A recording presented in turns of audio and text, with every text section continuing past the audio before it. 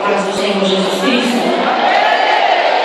É motivo de gratidão, é motivo de agradecer ao Senhor. Estamos aqui, igreja, porque merecemos mais um ano.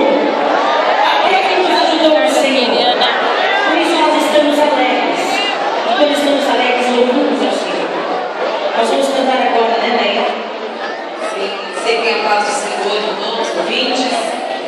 A maior fé é aquela que nos faz agradecer antes mesmo de vermos a vitória já chegando em nossas vidas. Nós estamos aqui hoje para agradecer a Deus pelas vitórias que ainda virão sobre as nossas vidas neste ano de 2016. Quem crê que virão vitórias do Senhor sobre a sua vida? Quem crê? Então você não vai ficar de boca fechada. Você vai abrir a sua boca